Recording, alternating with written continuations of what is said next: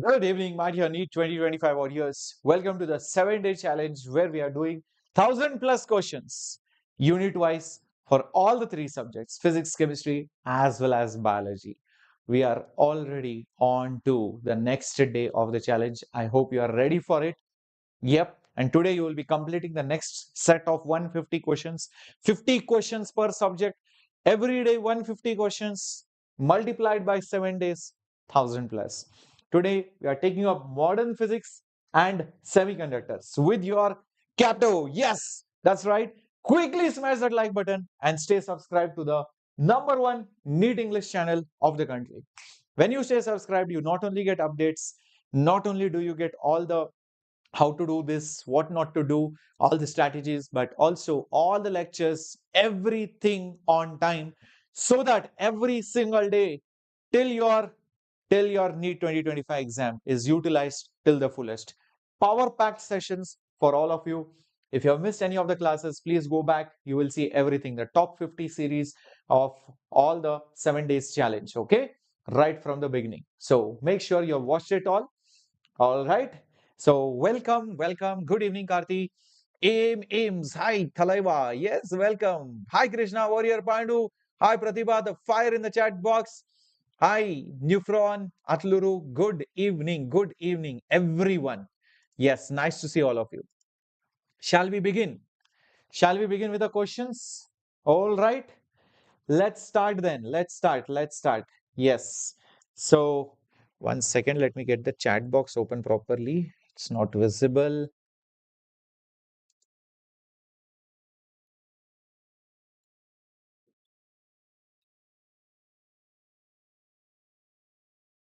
Second.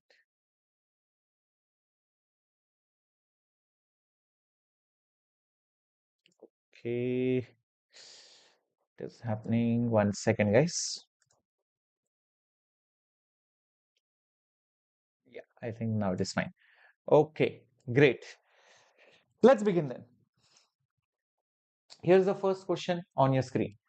Okay, what does it say? Electron is accelerated through a voltage of V volts. If the de Broglie wavelength is this much, then how much is the voltage difference? If you know it, the formula, it becomes very simple. Well, the de Broglie wavelength of anything is h by momentum, but the momentum is root of 2 times of kinetic energy, and you can write that kinetic energy as charge into the voltage difference.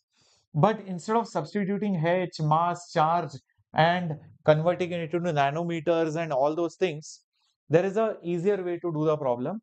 And the easier formula, if you remember correctly, the de Broglie wavelength is 1.227 divided by root of that voltage difference, but the answer will be in nanometers.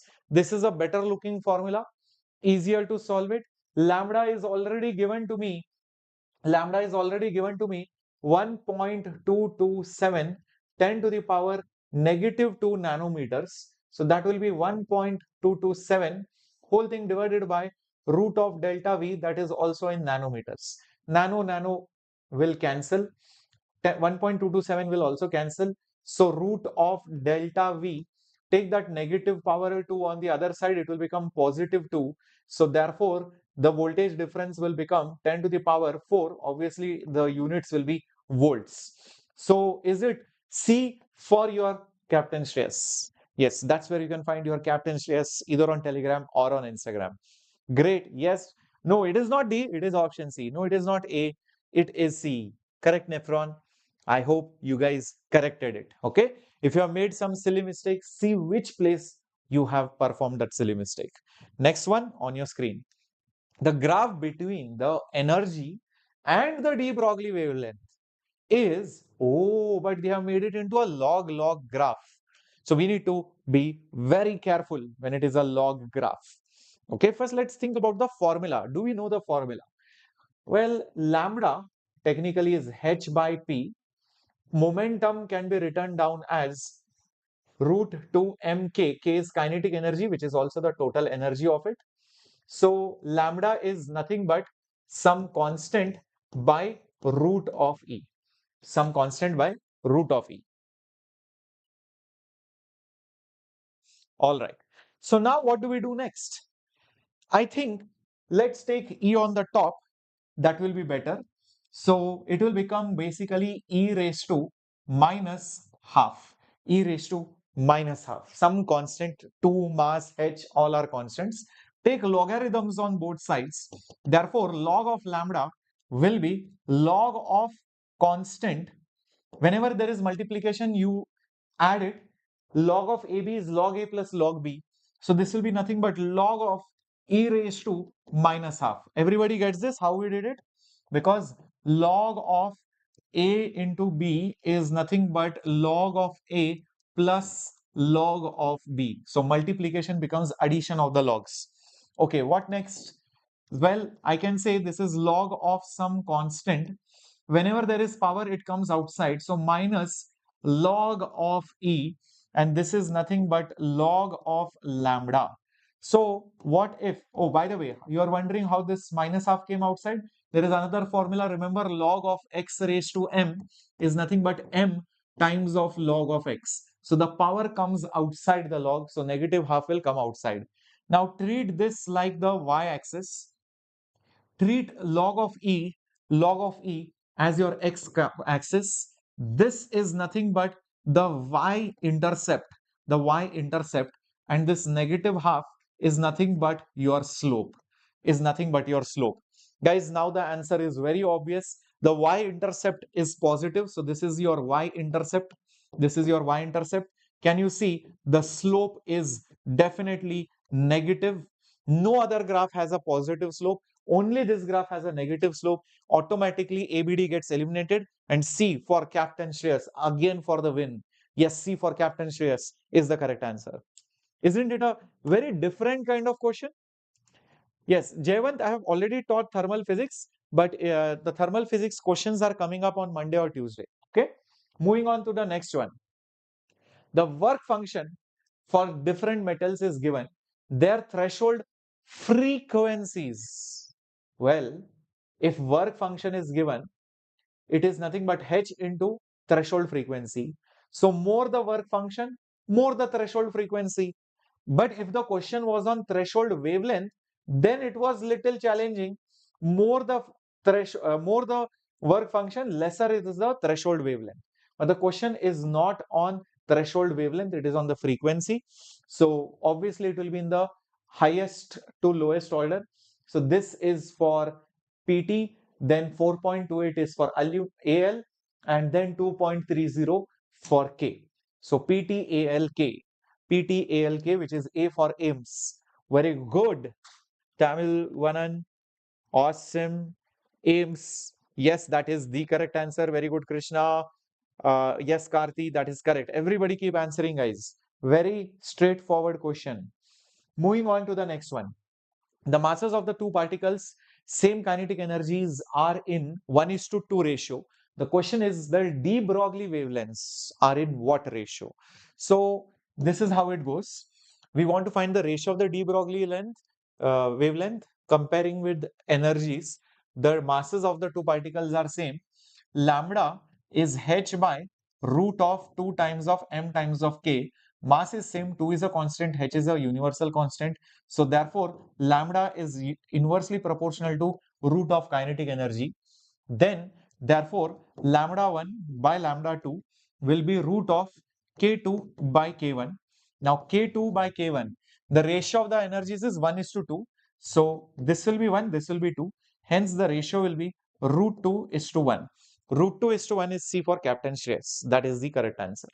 Ratio of the wavelengths will be root 2:1. C option, how many of you gave it? Very good if you have given C option. Okay, nothing else will be correct. Next one. If V is the voltage by which you are accelerating a particle, then the frequency of that X-rays, actually X-rays has been deleted by mistake, this would have come. Okay, ignore this. Okay, so ignore this particular thing. Maybe this question could have been framed in a slightly other way. Then the maximum frequency of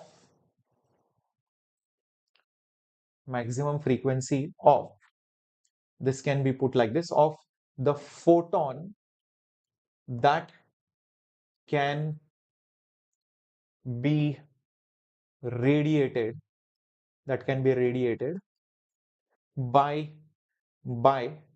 the loss of the energy of electron. This is the right question because X-rays is not there. So this can be the question. Now, nobody can say this is out of syllabus. Okay, so this is the question, guys. Let's see how do we solve this. If you accelerate it by a certain voltage, now that charged particle, okay, which is that electron, it is going to collide with something, or maybe it is going to radiate some energy. What is that energy which is radiated, the frequency which is there? What's the maximum value of that frequency? If it has to emit maximum frequency of photon, that means the energy should be maximum. That means all the energy, all that energy, all that complete energy of that particular electron is going into the energy of the photon which is being radiated, What's the energy of the electron? Energy of the electron is obviously the charge multiplied by the potential difference. That's some formula which you have learned in electrostatics. Energy of the photon is h into f, of course. So charge is nothing but E, voltage is nothing but V, so that is HF. So therefore, F is nothing but EV divided by H. EV divided by H is nothing but option C. So option C is our correct answer. Is that clear, my dear students? Is it clear? Yes, EV divided by H. Awesomeness, awesomeness. Very good.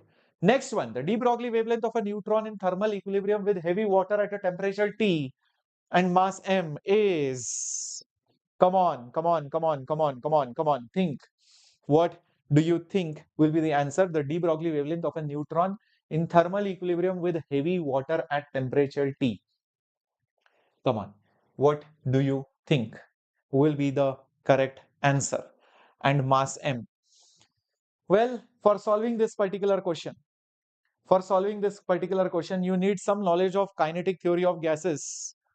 Okay, thermal equilibrium, that means the energy of that particular neutron,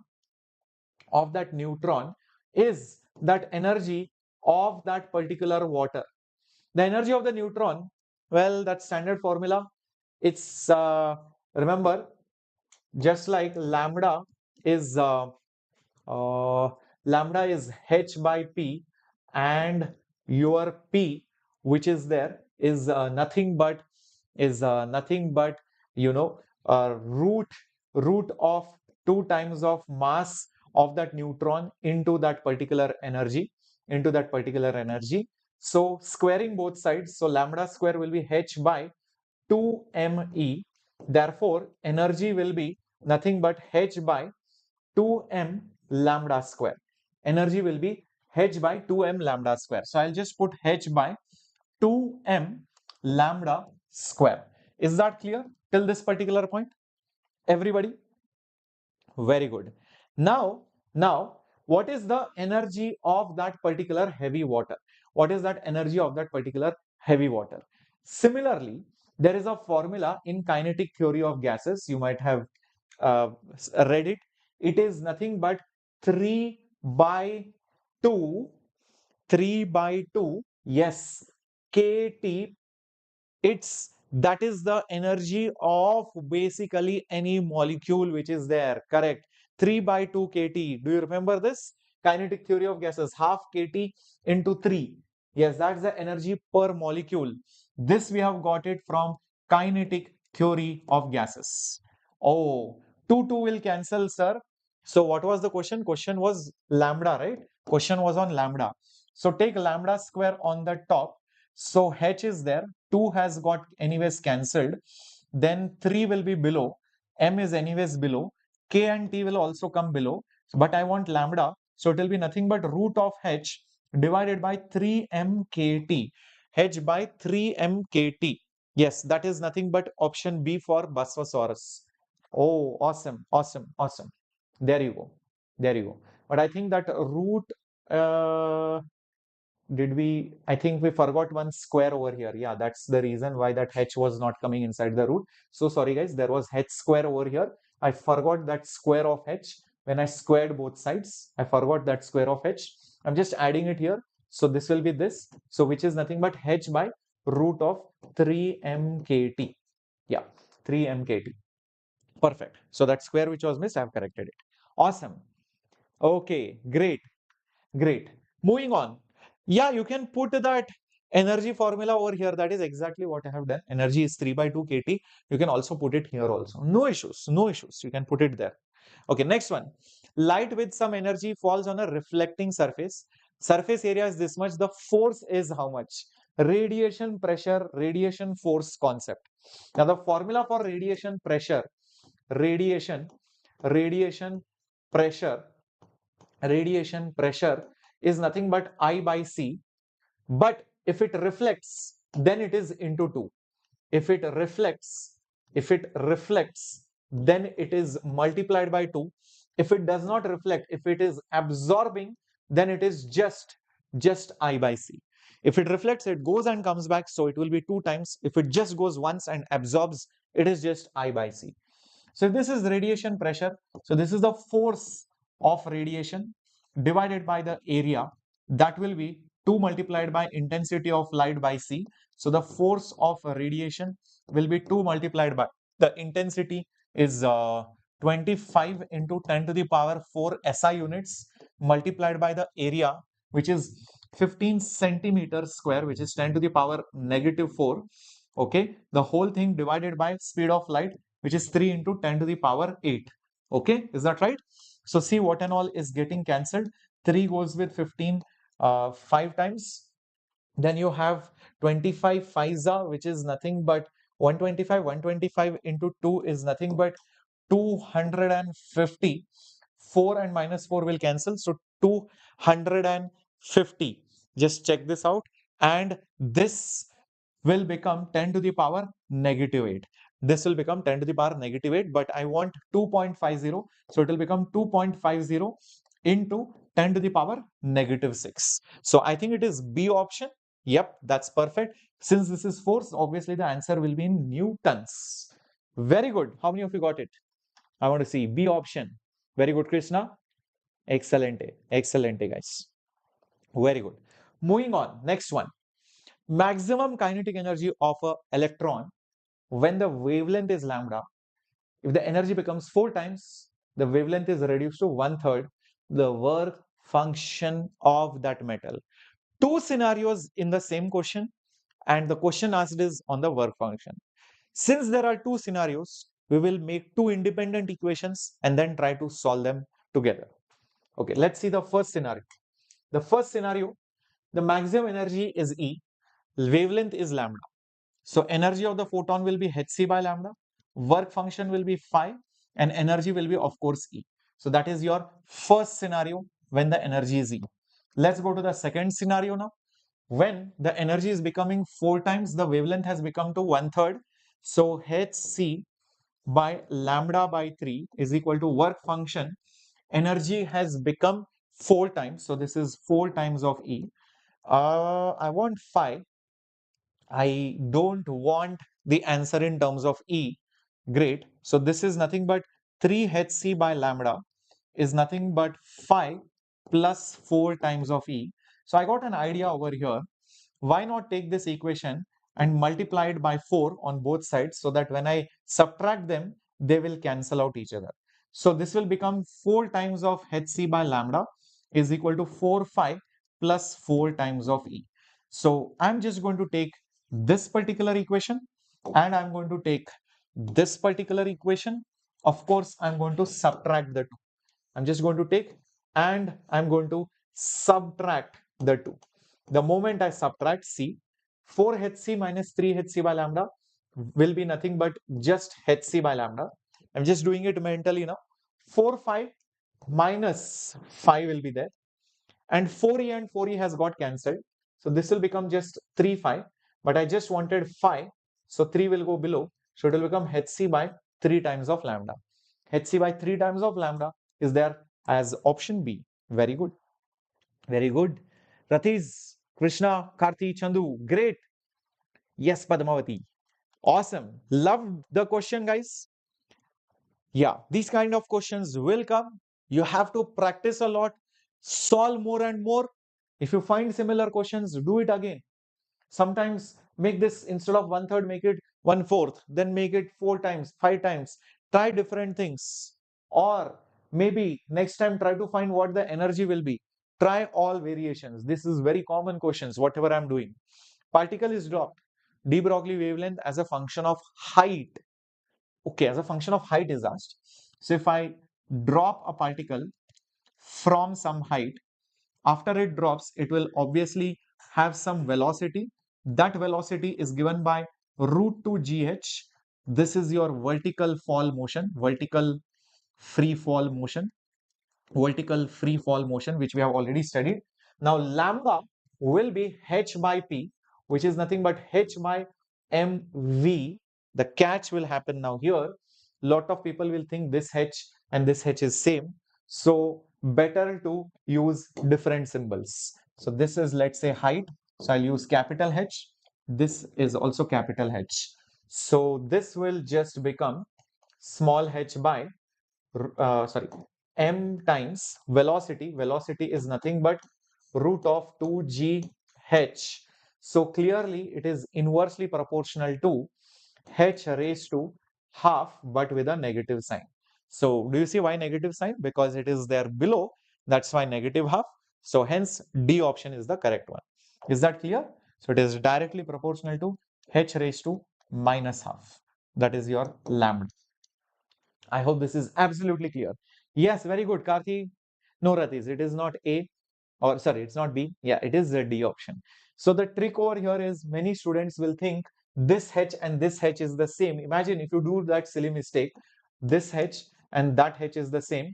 You will write it as root H and then incorrectly you will mark option B. That will be complete big blunder because you took the same symbol for Planck's constant and the height H. Is that okay? Moving on to the next one. When wavelength of the incident radiation in photoelectric experiment is decreased, then the stopping potential will decrease. What do you think? And when you decrease the wavelength, energy will increase. What do you think about it? What do you think about it? Come on, my dear students. Yeah. Statement base, assertion, reason. Yeah. What do you think? If wavelength changes, then do you think stopping potential will also decrease? I mean, look at the equation. Hc by lambda is work function plus kinetic energy, which is E into stopping potential. So if the wavelength is decreased, obviously this term as such will increase because denominator is decreasing. So obviously stopping potential should increase. But here it says decreases. So clearly assertion is wrong. So A option, B option gone. Even C option is gone. You don't even have to see the reason. Automatically you will mark D. Yes, D is the correct. See just how simple it becomes. The moment assertion becomes wrong, these three options became automatically wrong. You don't even have to see the reason. With decrease in the wavelength, energy of the light increases. Anyways, reason was correct only. There was nothing wrong. When lambda decreases, the energy increases. So this was correct. Reasoning was anyways correct. Loved the question? Okay. Shall we go ahead? Next one on your screen. Out of these statements, which one do you think is incorrect? Be careful. Lot of times you might make a silly mistake thinking it is correct. And the question asks is which is incorrect. Yeah? Be careful. Be careful. They are deflected by electric and magnetic fields regarding photons. Oh, photons. Can they be deflected by electric and magnetic fields? 100% it is wrong. Wavelength of a photon changes as the medium changes. Yes, correct. Speed will change, speed changes, frequency will remain same, but the wavelength will definitely change. So obviously second is correct. Number of photons are conserved in electron-photon collision. Definitely wrong. Photons can be absorbed, can be emitted. Remember, when electron jumps from higher to lower orbit, photon can be absorbed or released. So obviously 1 and 3 are wrong. So where is it? 1 and 3 is option number C. Is that absolutely clear? Very good, Aditya. Awesome. Great, great, great. Excelente. Excelente. The wavelength of the first line of Lyman series of hydrogen atom is equal to that of the second line of Balmer series for hydrogen-like ion. The atomic number of hydrogen-like ion is how much? Come on, my dear students. Come on, come on, come on. The wavelength of the first line of Lyman of hydrogen is equal to the second line of Balmer series for hydrogen. What do you think is the atomic number of that hydrogen like ion? It's a different element. So first of all, first line of Lyman. What is the meaning of first line of Lyman? Lyman, Balmer, Bastian series. So it is jumping from 2 to 1. So that is for hydrogen. Okay. So use the Rydberg's formula. So it will be R. Then you have Z, which is basically 1 for hydrogen, multiplied by 1 square minus 1 by 2 square. That is basically your 1 by lambda. That wavelength is similar to somebody's else's wavelength. What is that? That is nothing but R. Z is unknown. Okay. And that is for the second line of Balmer. Balmer means n is equal to 2. First line is 3 to 2. Second line is 4 to 2. Oh, so this will be 1 by 2 square minus 1 by 4 square. Is that right? Everyone? Great. So now start cancelling things. R and R will cancel. Okay. So what do we exactly get over here? 1 minus 1 by 4 is equal to Z square 1 by 4 minus 1 by 8.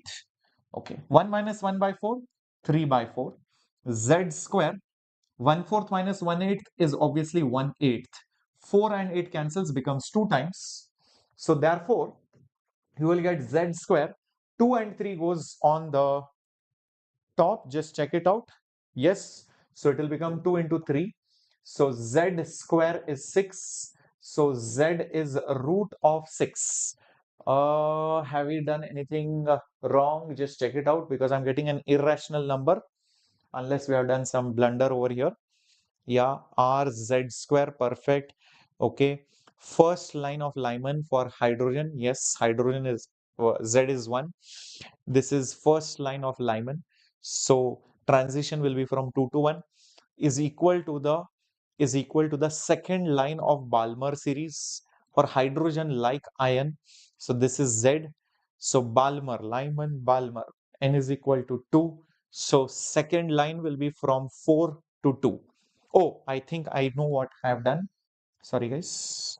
This is the place where I have done a blunder. My bad. So sorry. Yeah. 1 minus 1 by 4 is 3 by 4. This is your Z square. This 1 by 4 square was nothing but 16. Yes, this is nothing but 16. So 1/4 minus 1 by 16. 1/4 minus 1 by 16, guys. So 4 minus 1 will be 3. Whole thing divided by 16. Now 3 will cancel, and 4 and 4 will also cancel. So it will become 1 by Z square into 1 by 4. So Z square is 4. So Z will be 2. So hence it should be option D, I believe. Just check it out. Yes, it is option D. Okay. So this was 1 by 4 square, 1 by 2 square, 4 minus 1 by 4 minus 1 by 16. LCM is 16. So 4 minus 1 is 3. 4 minus 1 is basically 3. 3 cancels. 4 and 16 cancels, becomes 4. That's it. So Z is 2. Correct. Yep. Okay. Very good. Awesome. Moving on. Nucleus of this and this can be described as, what are they? Isotones, isobars, isotopes of carbon or nitrogen. Oh, what is this? Come on, my dear students. What are they? Isobar, isotope, I don't think so. For isotope, the Z should be the same, right? For isotope, Z is same. So 100% Z is not same.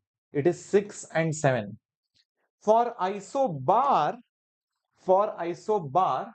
this A should be the same. A, atomic mass number, should be the same. But for isotone, the number of neutrons, which is 13 minus 6, and this is 14 minus 7, which is 7, and this is also 7. So both times it is the same. That means the neutron numbers, when it is the same, it is called isotones. So it is option A, I believe. Very good, Krishna, Sony, Pratibha, Tamilvanan, Chandu. Yes, same number of neutrons. Very good, Atluru. Very good, Karthi. Awesome. Oh, no issues, Mumtaz. I'm very happy that you guys are watching it recorded. If you cannot watch it live, I know a lot of partial droppers and freshers are there who's either boards or some coaching or something is going on. So please watch it recorded. It is perfectly fine. I mean, it is still as entertaining, but yeah, with live, you make sure you are maintaining a systematic plan and you are not having any backlogs. And obviously, you are interacting, so your doubts, everything gets cleared then and there. A free neutron decay to a proton, but a free proton does not decay to a neutron. This is because neutron can convert into proton, but proton cannot convert into neutron when it is free. Because why? Neutron is made up of proton and electron, whereas proton is a fundamental particle. Neutron is uncharged particle, whereas proton is a charged. No, it's not got nothing to do with charge. Neutron has larger rest mass than proton. Weak forces can operate in a neutron but not in a proton. I think it should be option C, because when you have a neutron, the rest mass of it is more. So when it splits, right, it is going to emit a proton, an electron, neutrino, all of that. And that rest mass being more helps in liberating that energy. When the energy is liberated, then it becomes more stable. But when you take a proton and you want to convert it into neutron, so mass is becoming more. When mass is becoming more, what will happen? Where is that energy going to come from? Somebody has to give that energy. So it will not happen naturally. It will take some kind of external force or external pressure or external agent to convert that proton into neutron, because it will not liberate the energy, rather it will acquire the energy. Energy, when liberated, it becomes stable, because the things, the daughters, the reactants, the products are at a lower energy level than the actual reactants. So when the products are at a lower energy level, it is becoming stable by liberating energy. So that is the reason for it. Mass energy equivalence: more mass, less mass. So less mass means energy has been mass has been converted into energy. Energy has been thrown out, liberated. Great. That is how you do it. Moving on to the next one. There are two nuclei having the mass number in the ratio of, oh my god, their nuclear densities. Okay, even if this is not given, still you can answer it. You'll be like, sir, insufficient information. No, come on, everybody spam the answer quickly. You know this already. Come on. What is it? Irrespective of the mass number, all the nuclei always have same density. Exactly. So 1:1. So it doesn't matter what their mass numbers are. They are always same density. There is a proof for that even in HC Verma, NCRT. We have done it in the class also, in our series, in the batches, so many times. Okay. All densities are same. Radius, volume, mass number will be different. Those are different things. Yes, 1:1 D. X-ray beam coming from X-ray tube will, well, what do you think about it? Actually, this is not a part of the syllabus. Sorry, guys. It should not have been there. My bad. X-rays are not there. Sorry. This. A set of atoms in an excited state decays. A set of atoms in excited state will decay into what? Any of the states with lower energy into a lower state only when excited by external field, altogether simultaneously into lower state to emit photons only when they collide. Come on, guys. You have excited atoms. Okay, excited set of atoms, many atoms. Their electrons are not in ground. One is in 3, one is in 4, one is in 5th excited state. When you have many such atoms, set of atoms in different excited states, what do you think will happen? Obviously, yeah. Will they go simultaneously? No. They will take their own sweet time. It's random, completely random. So they won't go simultaneously. They will not necessarily emit photons when they collide. Even if they are separate and not colliding, still they can de-excite themselves. It's not affected by external electric fields or magnetic fields. They will just go down in different times.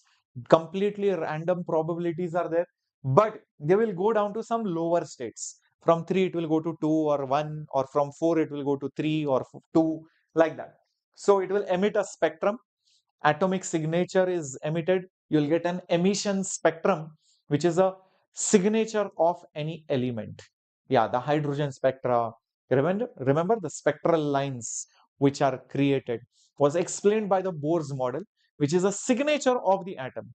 So that happens because of this. They go to some random lower energy states. Every transition corresponds to a wavelength, a particular wavelength for that element. Correct.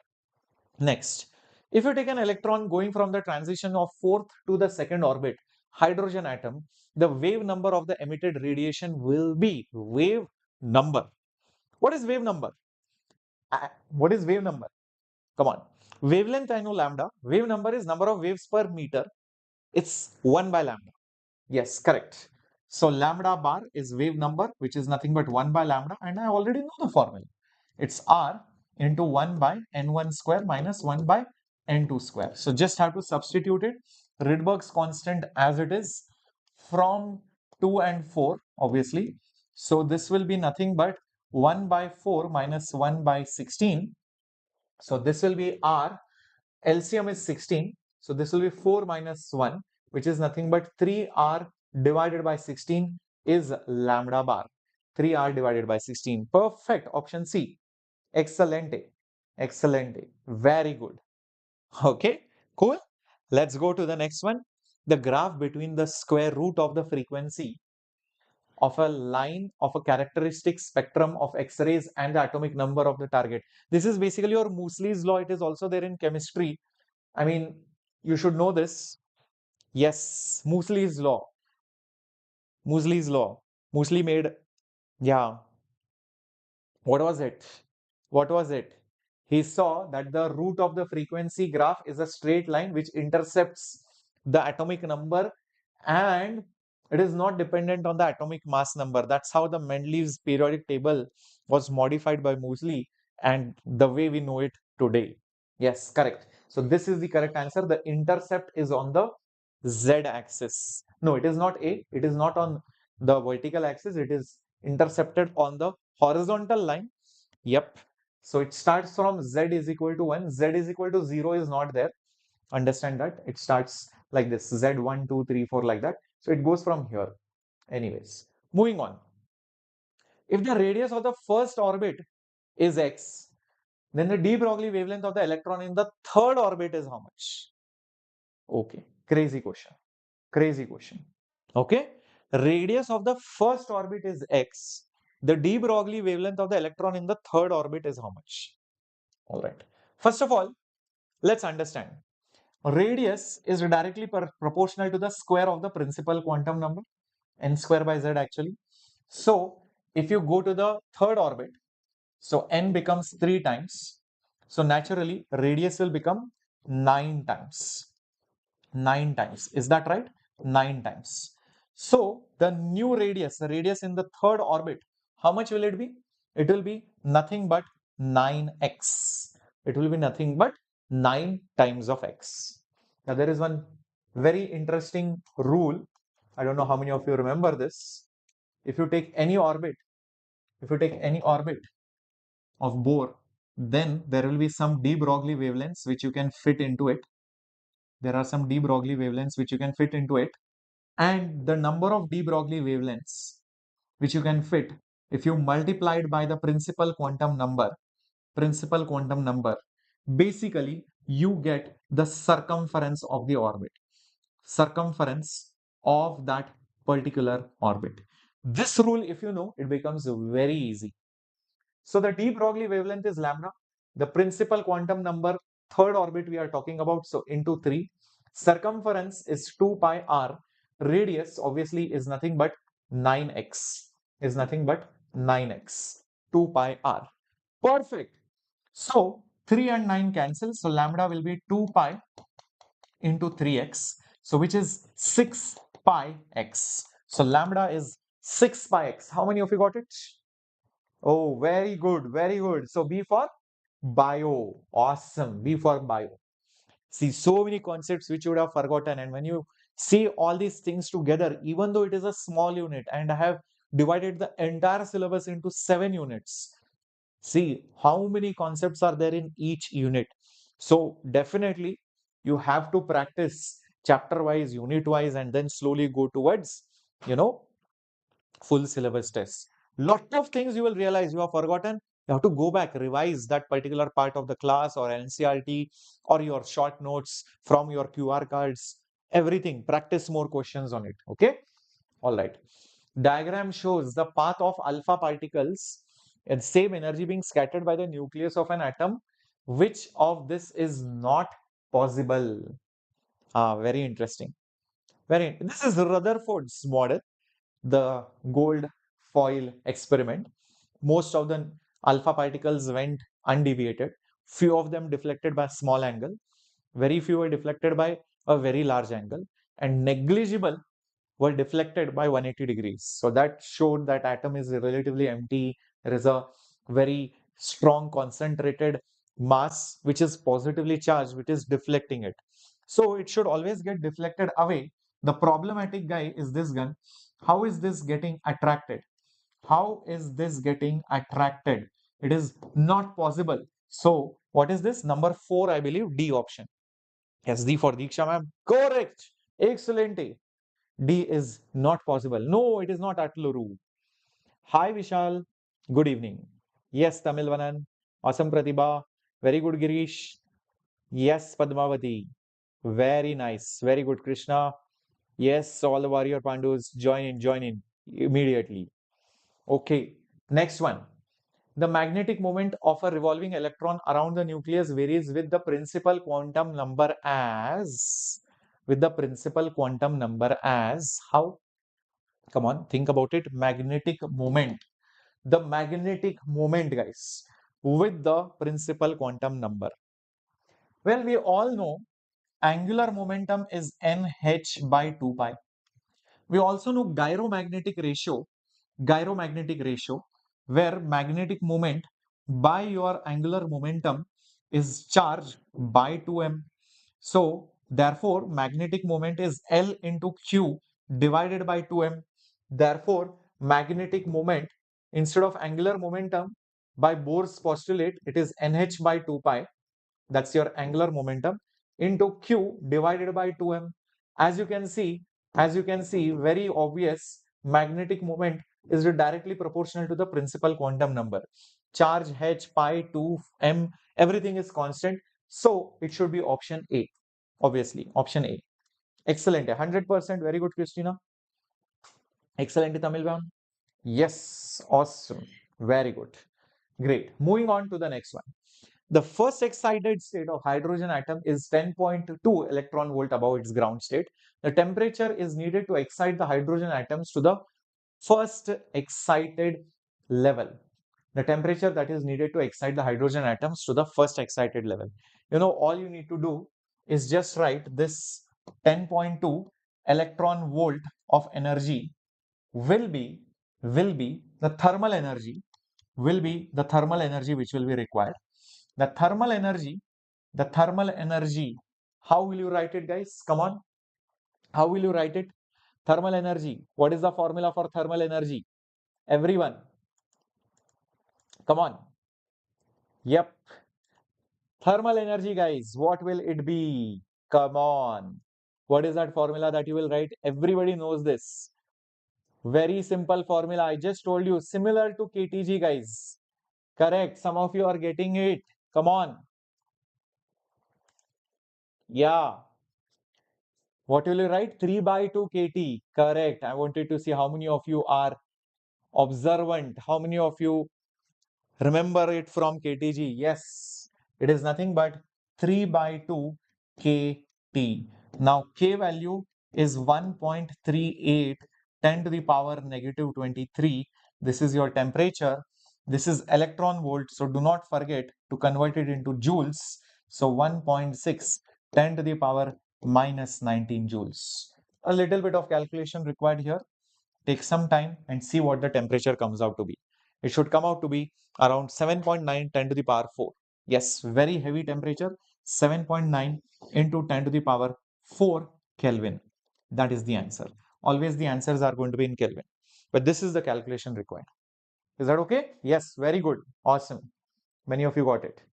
Next one on your screen, here it is. Assertion: angular momentum of a single electron in any orbit is independent of the atomic number. In ground state, angular momentum is minimum. Angular momentum of any electron in hydrogen type atom is independent of the atomic number. What do you think? Yes, I think that is correct, because angular momentum is just n h by 2 pi. Where is atomic number is this in this? Definitely it is independent. So assertion is correct. Nothing wrong in that. What about the reasoning part? In ground state, angular momentum is minimum. When n is 1, obviously L will be minimum. So this is also correct. But how is this explaining this? Is it explaining it? It's just saying this is minimum and this is saying this is independent. How is it explaining why is it independent? Is it explaining that? Obviously not. So it is not the correct explanation. It is not the correct explanation. So I think it should be B. Yes, that is correct. How many of you wrote B for biology? B for Bosphorus? Perfect. Very good. Awesome. Next, out of this, choose the correct statements. Frequency of the bracket lines of the hydrogen atom lie in the visible region. Is that true? No, right? No, they go into the infrared region. It's not invisible.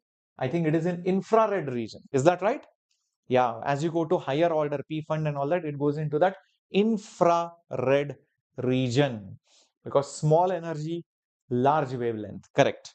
But Bresmling is produced when protons are accelerated by nucleus. Yo. Something and all they put. Wrong, guys. No, when protons are accelerated by the nucleus, no. This is some weird statement. It's not. No, there exists a sharp limit on the short wavelength side for each continuous X-ray. Oh, sorry, guys. This is an X-ray problem.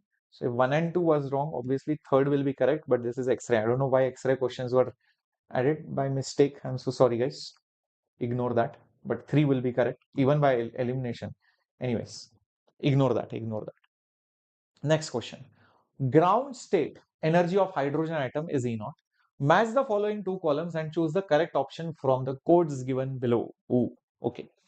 Come on, let's see how to solve this particular question. Match the following, guys. Match the following.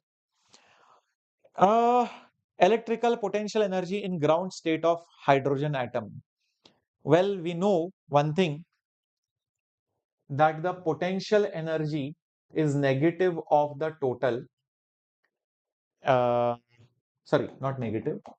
It is basically 2 times of that total energy, and the kinetic energy is basically negative of that total energy. So electrical potential energy will be 2 times of E naught. Well, kinetic energy of the electron in the ground state of hydrogen atom will be negative of total. So D will be Q. So D will be Q, obviously, and A will be R. D will be Q.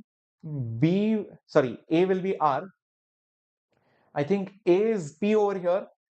So this is obviously wrong. Both these options. How is AP wrong? This is wrong. A is with R, D is with Q. So either it is B option or D option. One thing is clear, that either it is D or it is P. Okay, next. I think we need to think more now. The total energy in the first excited state of helium. Now, if you remember, energy has Z square in that answer. So energy is always proportional to Z square. So if you go to helium, Z is 2. So if Z is 2, so square of 2, it will basically become 4 times. So 4 times is what that energy will become. Yeah. So if you are going to the first excited state, so even n will change. And we all know actually energy is proportional to Z square by n square. So when Our Z is 2 times and N is also 2 times. So 2 square by 2 square, what will it be, guys? 2 square by 2 square. Guys, it will be just 1. So energy will remain the same for helium plus iron. So it should be P. So this is going with P. Oh, C is going, sorry, what is it? Uh, the total energy of the first excited state. Uh, Sorry, the total energy, ground state energy is given. The total, the kinetic energy is asked, and the total energy in the first excited state. This is the correct answer. P. So B is going with P. So B is going with P. It's there here also, here also. So the only option left to check is option C. Now we know kinetic energy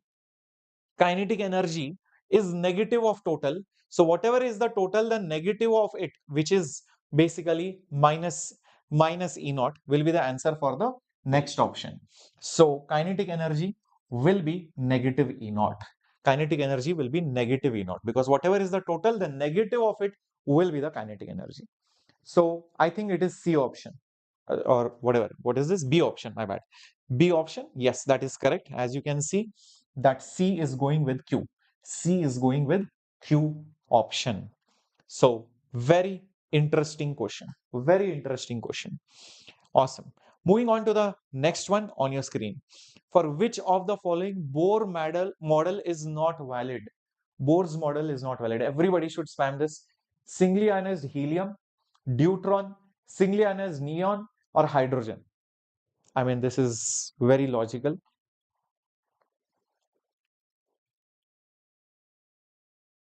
Oh, sometimes you type some answers and it is not visible, is it? Maybe there you are putting it with some blocked words or something, maybe. Not sure because there are some YouTube filters which are there sometimes, and we have set to some strict policy. So maybe sometimes it gets blocked because of that thing. Some blocked words. I know it might not be intentional. Maybe YouTube thinks it is potential spam and that's why it gets blocked. Not sure. Maybe because of that, Krishna. Yeah, it is singly ionized neon because there are other electrons in it. It should always have single electron. Single electron should be there. Single electron. And this will not have. It will have multiple electrons. Yeah, the atomic number is, yeah. But what are you typing that it is not coming? What is that word that, oh, how can you even type? Can you put some space in between and type that word so that maybe I can understand what is that word? And if there is some filter, maybe I can try to overcome that filter. Oh, you are saying just A, B, C, D also. Oh, is it? That is weird. That should not happen. Let me get back to you on that. That should not happen. Hmm. Answers only. You're just typing those A, B, C, D only. That's what you're saying.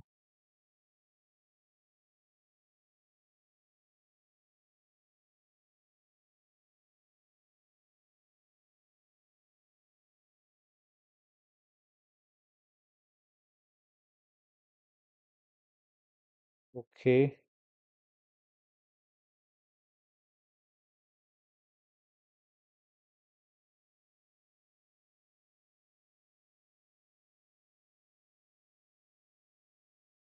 Just check now, typing. Just type right now whatever you are typing and see whether it comes. Option C or C, just type it now, everybody. Try it.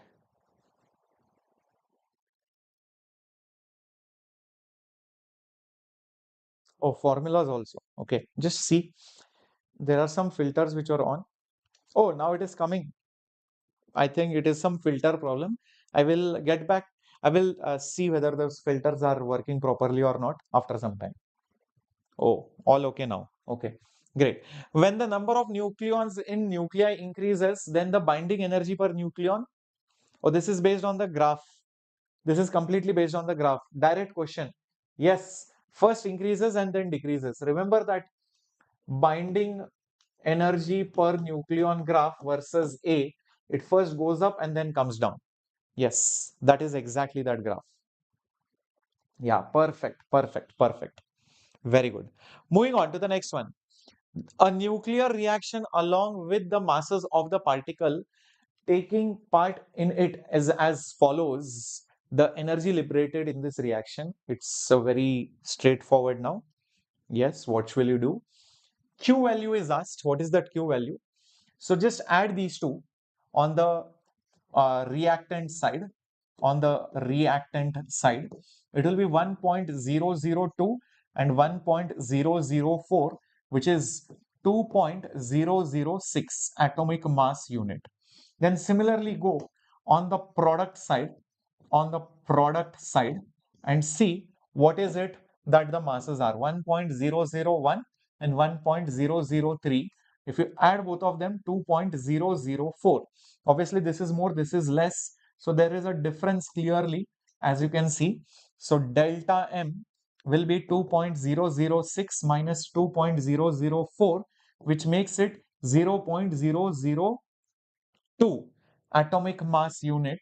But we want to find that Q value, which will be delta M multiplied by 931 mega electron volt, assuming it is in AMU. So 0.002 multiplied by 931. So it will be 2 multiplied by 931 into 10 to the power negative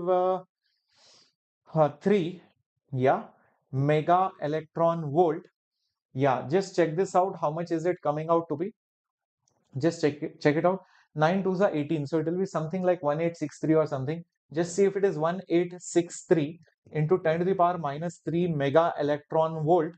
So if you shift the decimal, it will be 1.863 mega electron volt. So I think it is a D. D for doctor, D for Diksha ma'am. Perfect. Yes, it is correct. Very good. Simple calculation. Yeah. Moving on. Next one. The binding energy per nucleon is maximum in the case of which of the following? I mean, if you remember the graph, it is very easy. It is like this. This is helium. It's maximum for iron, correct? And then other things like barium comes here, uranium comes here. So what is it maximum for? Obviously, iron. In fact, it should be known to you. It is maximum over there, exactly at iron. Very good. Excellent. Awesome. Awesome. Very nice. Uh, radioactivity is deleted. Sorry, guys. This question shouldn't have come. Okay. Next question.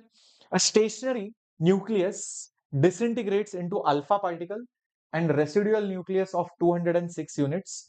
If the energy of the alpha particle is E, then the kinetic energy of the residual nucleus is. Now you might be wondering how to solve this problem. Should I use binding energy?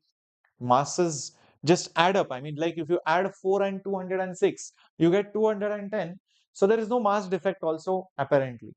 But then you should use little bit knowledge of mechanics now. Think like this.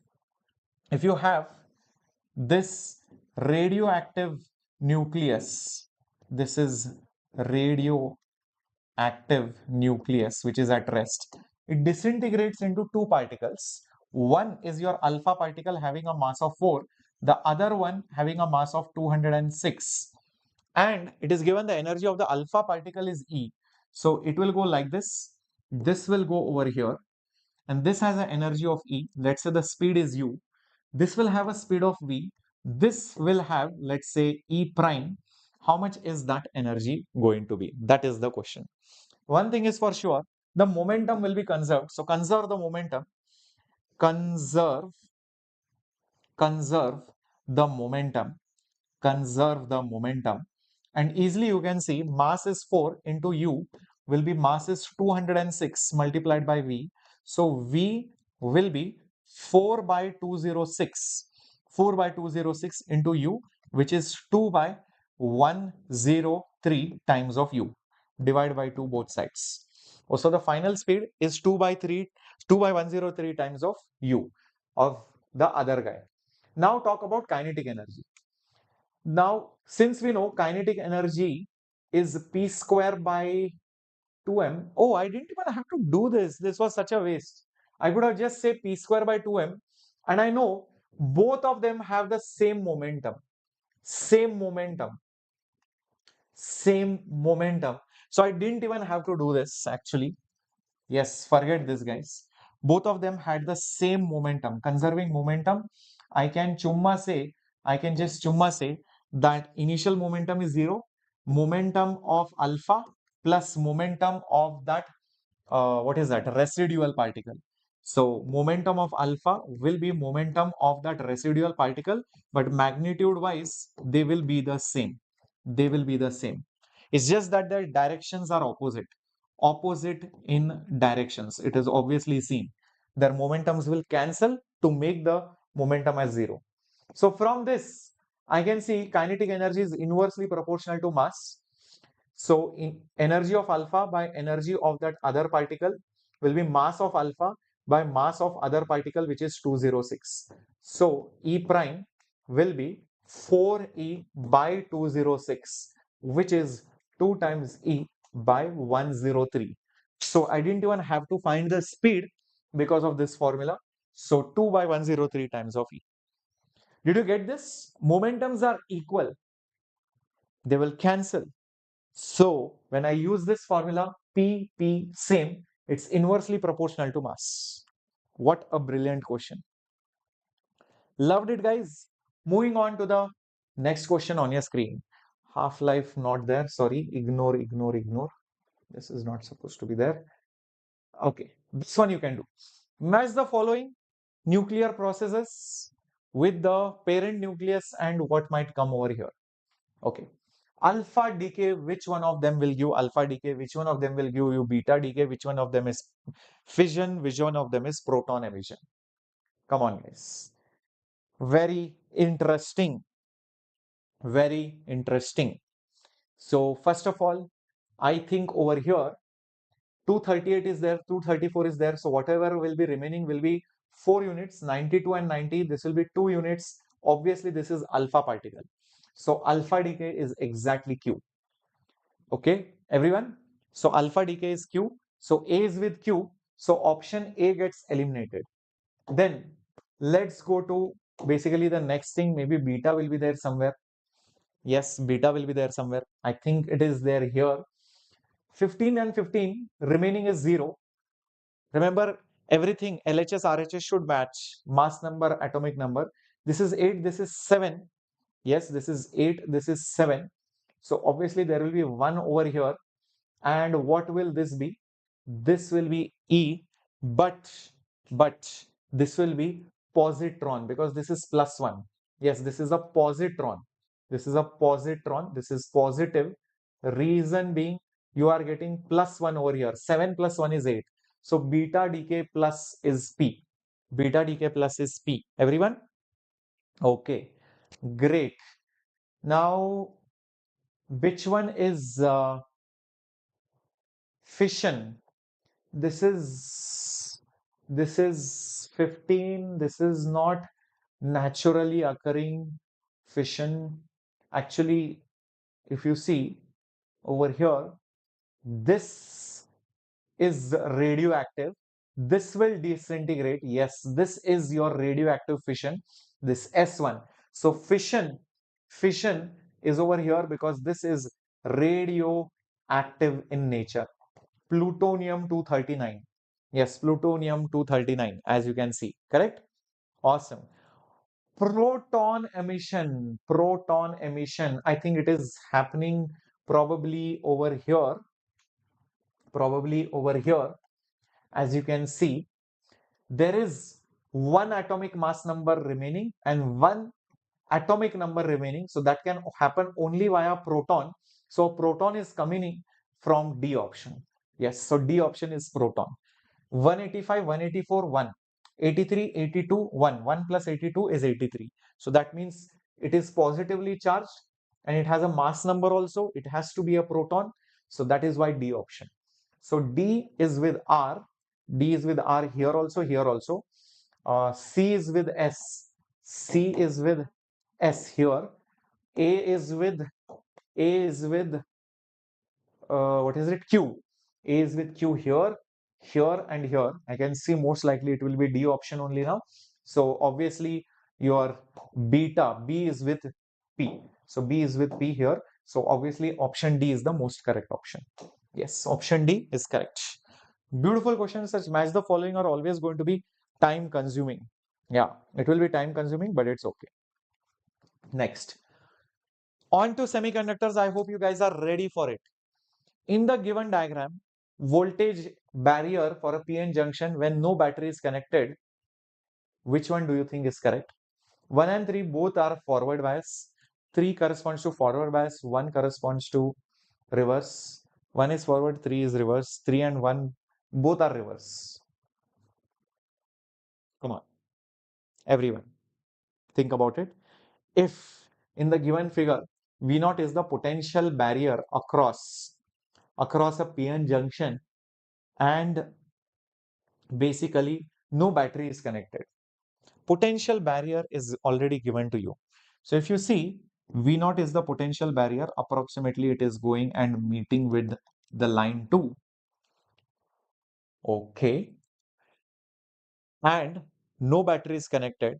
Which of these following lines corresponds to forward bias? Which corresponds to reverse bias? In forward bias, you overcome the barrier and it begins to conducting. So as you can see in this part, you have overcome, the barrier. And this only happens. When does it happen, guys? When does it happen? When does it happen? You are overcoming the potential barrier. Yes, you are overcoming the potential barrier. This happens in forward bias.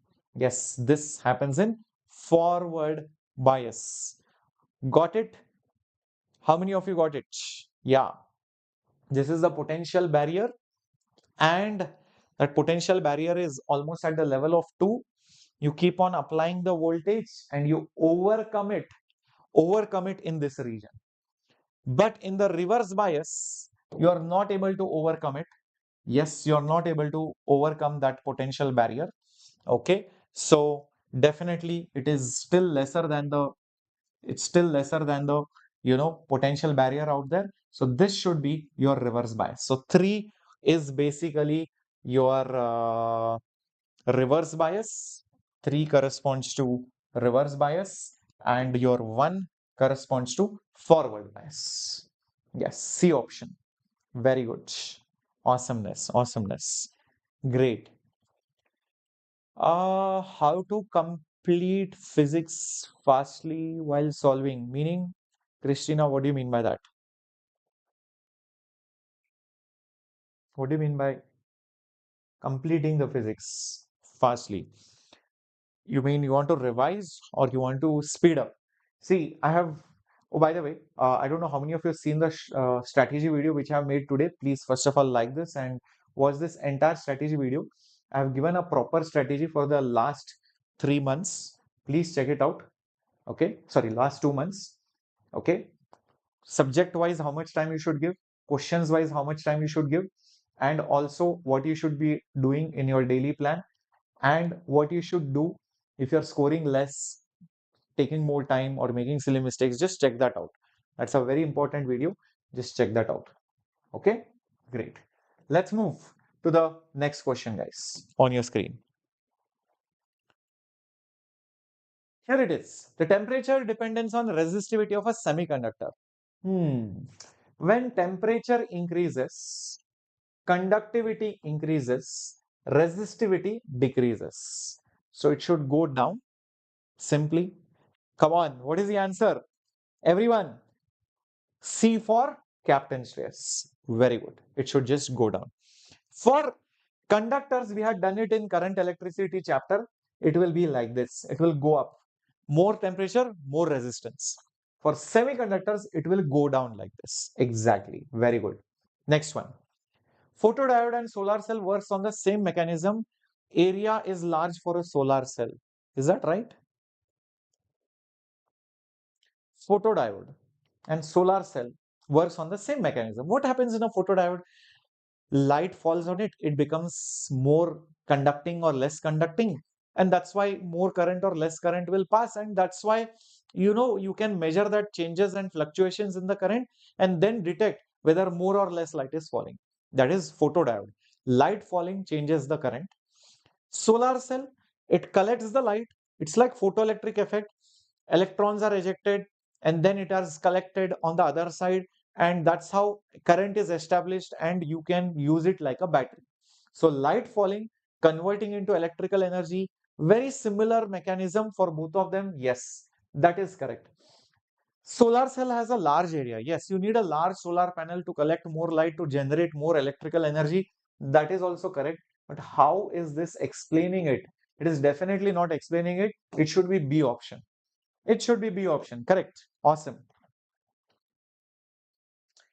Glad, Krishna. Awesome. You have watched it. Very good. Very good.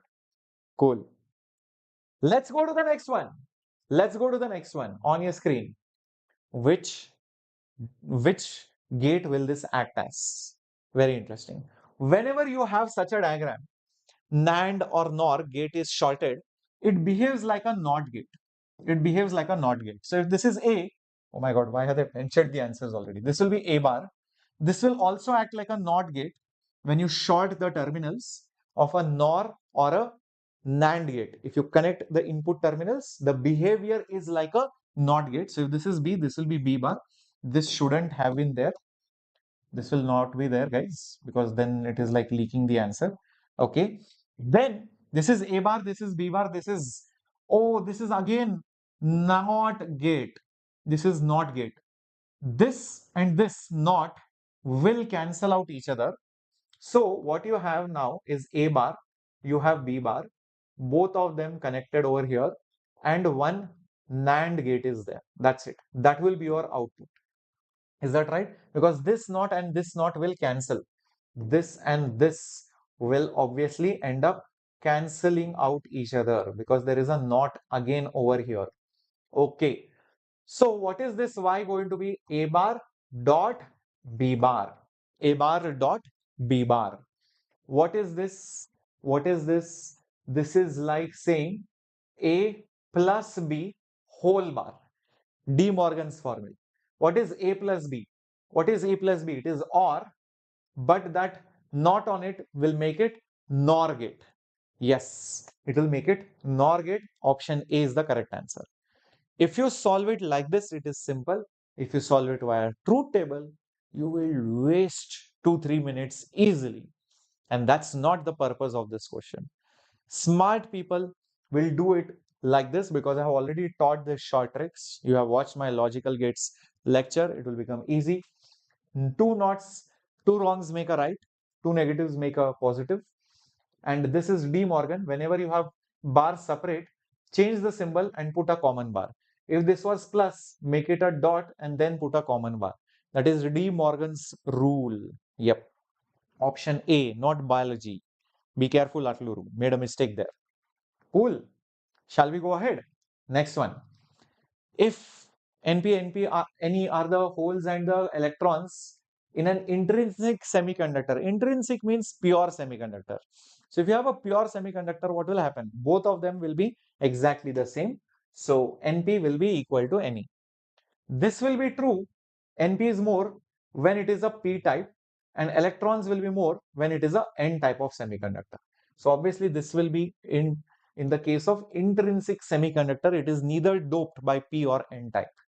Yes, very good. Option B is the correct one. Awesome. Moving on to the next question. What do we have? If the Boolean expression for the circuit is what? What is the Boolean expression for this particular circuit? Come on, my dear students. What is the Boolean expression for this particular circuit? Think carefully. Yep. This is A. This is a NOT gate. This will be A bar. This is B, C. This is OR gate. This is OR gate. So this is B or C. So B plus C. Okay. B plus C is going into AND gate. So this is AND gate. So this will be A bar. AND means dot. B plus C. A bar dot B plus C, which is D option. Very simple. Yeah, very logical. Very good. Very good. Excellent. A. No, it is not A option. It is B option. B. Yes. Okay. Moving on. Yes. Sorry, not B. What is that? D option. Sorry. D option. A bar dot B plus C. Next one. Truth table seems like truth table for the given circuit. Oh my God, crazy. It's not a simple circuit. We cannot use any simple rule. So we have no other option but to solve it properly. Okay, but to solve it properly. No other option is there. Okay, let's start. This is 0, A is 0, B is also 0. This will be 0. This will be 1. This 1 will come here. 0 and 0, 0. 1 and 0, 0. 0 will go here, 0 will go here, 0 or 0 is 0. So 100% 0 should be there. So I can see 0 over here. I can see 0 over here. Obviously, these two options get eliminated. Okay. So now I will redo it for something which will decisively give the answer. See, 1, 0, 1, 0 is giving 1 or is it 0? So I think we will check this because if I check 0, 1, both times it is 1 only. There is no point checking. I can't eliminate it. So to eliminate, I will go with the either this option or I can go for the last one. Both are ones. If this is 1, this is 1. What will happen? This will be 1. This 1 will come here. This will be 1. This 1 will become 0. This will go 0. 1 and 1, 1. 0 and 1, 0. So 1 will come here. 0 will come here. This will be 1. So output should be 1. So this gets eliminated. So obviously C option should be the correct answer. Yep, correct. That is correct. So when you solve truth tables, you don't have to check 4 times. You just have to check 2 times. That's usually sufficient. Most of the times, 2 checks for a proper selected option, you will be eliminating all the other 3 options. Got it? Yeah. Very good. Excellent, Warrior Pandus. Moving on to the next question on your screen. Okay, what does it say? The output of the given circuit in the given figure is what? Interesting. Interesting. Come on. This is a standard diagram, guys. This is AC voltage. There is some resistance. There is some diode. If you see in the positive cycle, the diode will be forward bias. But if you see in the reverse cycle or the negative cycle, the current will try to go like that. It will be reverse bias. So in the forward bias, there will be voltage. Reverse bias, there will be no voltage. So it will be like what? Once half of the cycle there is voltage, second half there is no voltage. It is like a half wave rectifier. Is that right? It would be like a half wave rectifier. Correct. But will it have positive cycles or negative cycles? Think about it. When it is reverse bias, no voltage will be, no current will be there. If no current is there, across this, you will get a proper voltage because there is no current. No current, all that voltage which is there will be dropped over here. But in the forward bias, because the current is there, all the voltage will be dropped here, and across this 0 volts will be dropped, negligible volts. Forward bias, the diode will have negligible voltage drop across it. So in the in the positive cycle, there is 0 volts. In the negative cycle, because it's having 0 current, all the voltage of this AC will be dropped here because nothing will be dropped on the resistor. No current, I into R will be 0. So no voltage across the resistor. So it has to drop somewhere. Where will it drop? On that diode.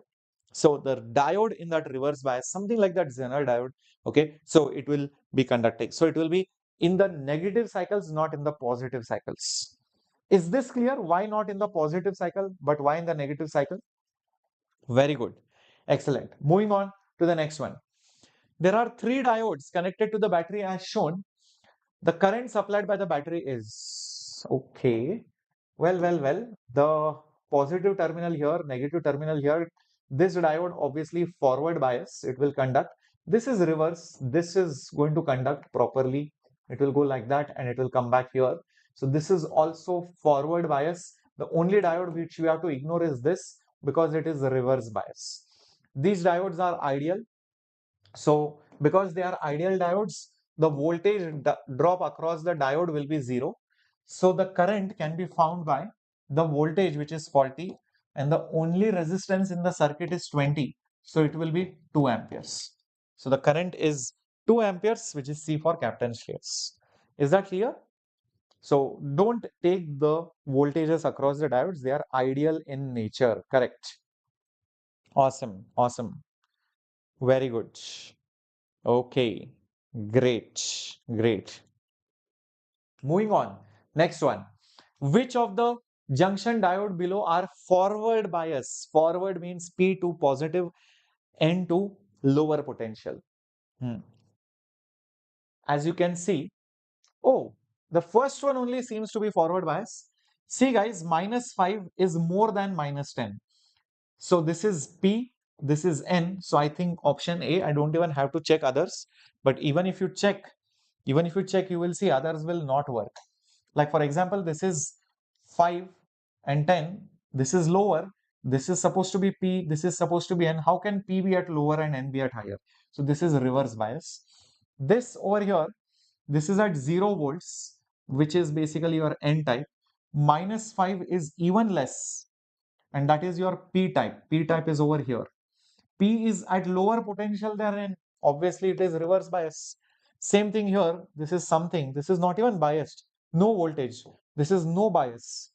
It's nothing. There is no voltage only here. So only option correct is E. Yes, perfect. Remember, there is no voltage means how will current flow? Which bias will it be?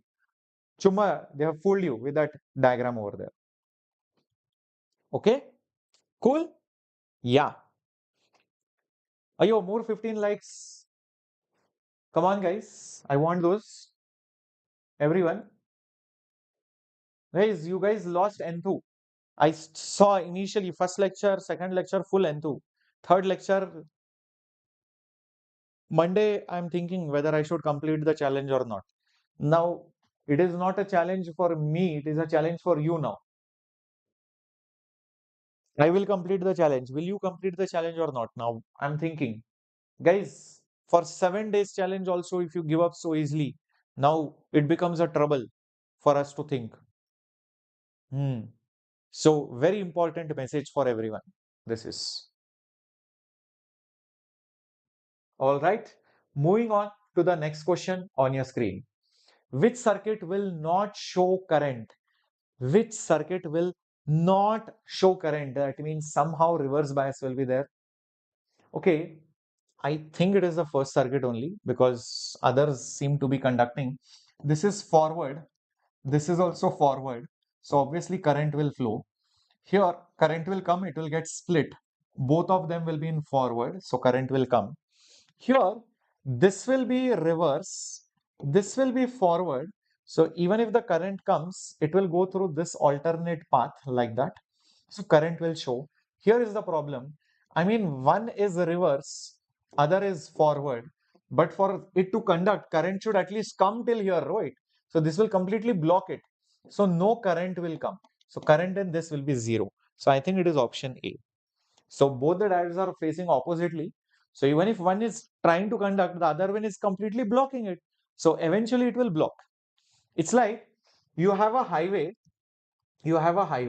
like this, and here you say you cannot enter like this. And here you say you cannot enter like this. Where will the vehicles go? You cannot enter from here, you cannot enter from here. What nonsense. You cannot go only on the highway. Better tell that only, right? So that is what those diodes are essentially telling us. You cannot go only on that particular path. Cool? Moving on. Which of the following logic gate is a universal gate? Theory based question. Either you know it or you don't know it. Yeah. Christina, don't worry. I think the last questions are coming up. Yeah. Which of the following logic gate is an universal gate? Universal. Nor, NAND. Yeah. Not and, not or, not. My God, this is crazy. It is nor and NAND, and not that and in that statement. Okay? Nor and NAND gates are universal gates. My God, it's better to write. It's not a OR gate, it's not a AND gate, it's not a NOT gate. Crazy. Yes, a D option. So there we come to the end of the class, and I hope you guys enjoyed these questions from modern physics. I want everybody to put up the comments down in the description, in the comment section. Everybody should put up a comment. Yes, this next day challenge is completed. And I want to see those comments coming up as soon as the lecture is over. Even if you're watching it recorded, put it up after you finish watching it, and make sure you are marking your attendance for the next classes coming up for thermal physics, plant and human physiology. Yes, and then of course you have biotechnology unit which is coming up, and so much more. All the other sessions will also come up in a bit. Okay, so Monday session, I want full attendance, guys. Do not forget to smash that like button on every single class. Have a great time. See you very soon. And if you have forgotten, let me remind you. Yep, this is a very important announcement, guys. The Vidya Utsav offer is ending tomorrow. There is no extension tomorrow. I know everyone will be busy with the match and this and that. So this is the last time to book your seat either in your offline courses or to join the DNA batch for 2026. That's next year. You can tell your juniors, as well as your NEET crash course for 2025. Remember, all the three versions are there. One is the prime crash. You have the NEET QR cards, which is your flash cards, which will be couriered combo, and the QR cards, flash cards, along with the offline test series as well, which will be couriered for 6499. All these prices immediately will jump up after tomorrow. So tomorrow is the last day to enroll into any batch, pro, prime, crash, DNA, offline. If there is a center nearby you, you can visit it. You can see all the list of the centers are there over here only. Hyderabad, Andhra, Tamil Nadu, Bihar, Delhi, Punjab, Pune, everything is there. So limited seats, even for the PYQ books. Also, I mean, all the offers will end tomorrow. So place your order tomorrow itself, maximum. In fact, tonight, and make sure you get the price then. Okay. Thank you for liking, and thank you for subscribing. All the very best. Captain Shreyas signing off. Hasta la vista.